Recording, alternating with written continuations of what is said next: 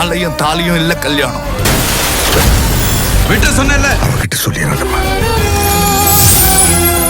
திரும்ப திரும்ப ஒண்ணு சேர்ந்துறீங்கல்ல. உங்கள என்ன பண்றேன்னு பாருங்க.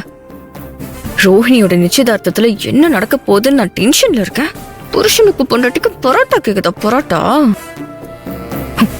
உங்களை நான் அந்த பரோட்டாவை எப்படி நிம்மதியா சாப்பிட விடுறேன்னு பாருங்க. வச்சிட்டீங்களா? இல்ல சீக்கிரம் வெச்சாச்சா? வெச்சிட்டேன். வெச்சிட்டீங்களா? Super super super. இரு பிரிக்கிறேன். அதுல நல்லா உட்காராதே. சரி நல்லா உட்கார்ந்துக்கிட்ட சீக்கிரம் பிரிங்க. சீக்கிரம் பாவா. என்ன இவ்வளவு நேரமா சுறுசுறுப்பே இல்லாம பிரிச்சிட்டு இருக்கீங்க? கொஞ்சம் வேகமா பிரிங்க.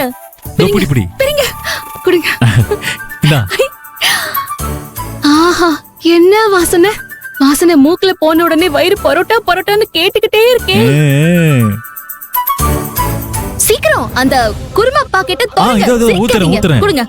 இரு ஃபர்ஸ்ட் குருமா ஊத்துறதுக்கு முன்னாடி பரோட்டாவை பிச்சு போடணும்ல, அதுக்கப்புறம் குருமா ஊத்துவோம். இப்படி புடிச்சு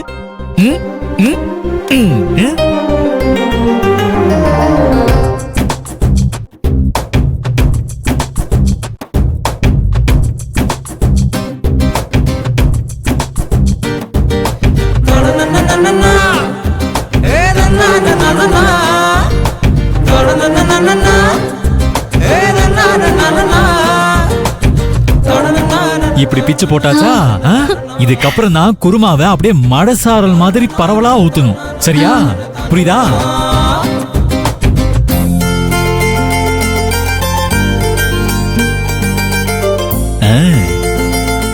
பாவா சீக்கிரம்.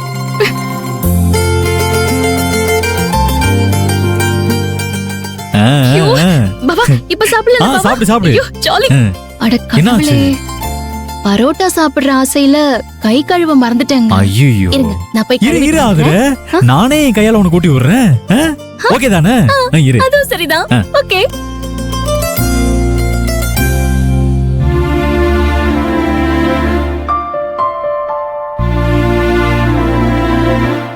என்னங்க ஊட்டி விடுங்க. ஆதுரே, நம்ம வீட்ல சந்தர்ப்ப சூழ்நிலையால நடக்கிறத வச்சு நான் உன்னை தப்பா புரிஞ்சுக்கிட்டேன் ஆதுரே. ஆனா இப்ப அப்படி இல்ல ஆதுரே. நான் உன்னை புரிஞ்சுக்கிட்டேன், மனசு தெளிவாக்கிட்டேன்.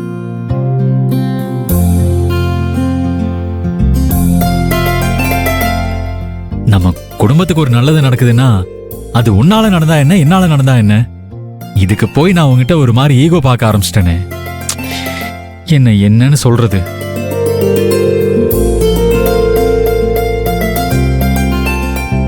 என்ன மன்னிச்சிடாதுரே.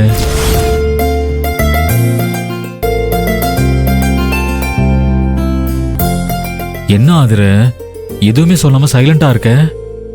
என்ன மன்னிக்கிறதுக்கு உனக்கு மனசு வரலையா? ஆமா. அப்படின்னா நீ இன்னும் என் மேல கோவமா தான் இருக்கியா? ஆமா. பரோட்டா ஊட்டி விடுறேன்னு சொல்லிட்டு இன்னும் ஊட்டி விடாம இருந்தா என்னால எப்படி மன்னிக்க முடியும்? அதனால்தான் நான் இன்னும் கோவமா இருக்கேன். ஊட்டி விடுங்க பாவா. பரோட்டாவா? யோ ஊட்டி விடுங்க.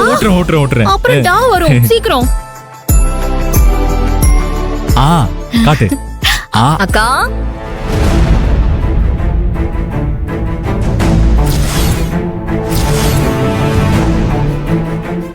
இப்ப எதுக்கு நீ இங்க வந்த? உங்களை நான் மனசார பாராட்டிட்டு போறதுக்காக தான் வந்தேன். சத்தியமா சொல்றேன், உங்களை நினைச்சா எனக்கு ரொம்ப பெருமையா இருக்கு. நீங்க தான் என்னோட பெஸ்ட் இன்ஸ்பிரேஷன்.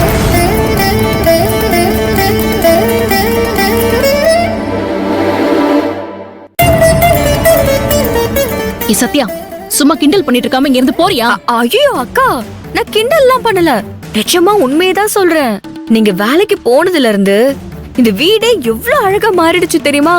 ஒரு ஆண் சம்பாதிக்கிறத விட ஒரு பெண் சம்பாதிக்கிறது தான் அந்த குடும்பத்தை பொருளாதார ரீதியா அடுத்த கட்டத்துக்கு கொண்டு போகும்னு சொல்லுவாங்க. அது எவ்வளவு பெரிய உண்மைங்கிறத நீங்க வேலைக்கு போக ஆரம்பிச்சதுக்கு அப்புறம் தான் எனக்கே புரிஞ்சுது.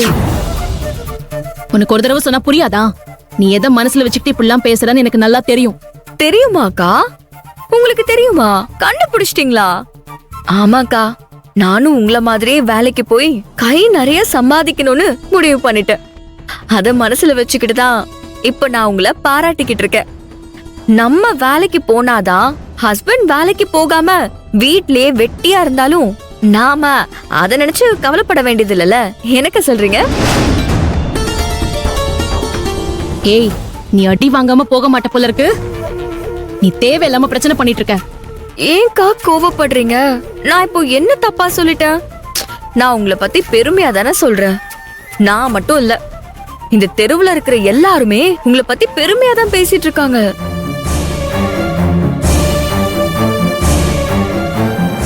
ஆமா பிரபு மாமா, உங்களுக்கு வேலை இல்லனா என்ன? அதான் ஆதிரை இருக்கால, அவ புருஷனை உட்கார வச்சு சோறு போடுறது இல்லாம தங்கச்சி ரோஹிணிக்கும் நல்ல வரனா பார்த்து கல்யாணம் பண்ண ஏற்பாடு பண்ணிருக்கா. பிரபுவால எதுவும் முடியலனாலும் ஆதிரை அதெல்லாம் மனசுல வச்சுக்காம எல்லாத்தையும் பாத்துக்கிறான்னு இவங்கள பத்தி எல்லாருமே எவ்வளவு பெருமையா பாராட்டி பேசினாங்கன்னு தெரியுமா மாமா?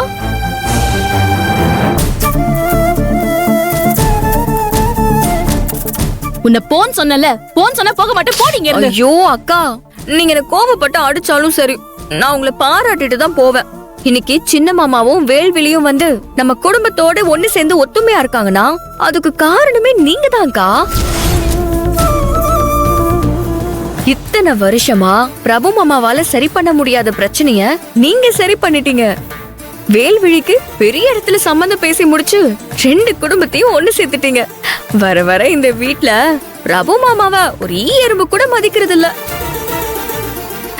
ஆனா பாட்டியில இருந்து மாமா வரைக்கும் அத்தனை பேரும் ஆதிரை ஆதிரைன்னு உங்களை தலைமையில தூக்கி வச்சு கொண்டாடுறத பாக்குறப்போ எனக்கு ரொம்ப பெருமையாவும் கொஞ்சம் பொறாமையாவும் இருக்குக்கா. உங்களை மாதிரி நானும் ஆகணும்னு உண்மையா மனசார ஆசைப்படுறேன். பிரபு மாமா, என்ன உங்களுக்கு பிடிக்காது, அதனால நான் என்ன சொன்னாலும் நீங்க கேட்க மாட்டீங்க. ஆனா ஒண்ணு மட்டும் சொல்றேன், மத்தவங்க வாய்க்கு வந்தத இஷ்டத்துக்கு ஏதேதோ பேசுறதெல்லாம் நீங்க மனசுல எதுவும் வச்சுட்டு ஃபீல் பண்ணாதீங்க. பொண்டாட்டி சம்பாதிச்சு அதுல வக்கணையா உட்கார்ந்து சாப்பிடுற குடுப்பனையெல்லாம் எந்த ஆம்பளைக்கு கிடைச்சிருக்கு? அதுக்கு பல கோடி வருஷத்துக்கு ஊசி முனையில நின்னு தவம் இருந்திருக்கணும். நீங்க அப்படிப்பட்ட தவம் பண்ணிருக்கீங்க. அதனாலதான் ஆதிரி அக்கா உங்களுக்கு பொண்டாட்டியே கிடைச்சிருக்காங்க. ஆதிரி அக்கா ஒரு வரம். இத நீங்க புரிஞ்சுக்காம கஷ்டப்படுத்தாதீங்க. போதும், நிறுத்துறியா? ஐயோ அக்கா, கத்தாதீங்க அக்கா. இப்ப எதுக்கு கத்துறீங்க? நான் போயிடுறேன். என் மனசுல இருக்கிற எல்லாத்தையுமே உங்ககிட்ட கொட்டணும்னு ஆசைப்பட்டேன், அத கொட்டிட்டேன். வரேன். பிரபு மாமா, நான் வரட்டுமா? நிம்மதியா படுத்து தூங்குங்க. குட் நைட் மாமா.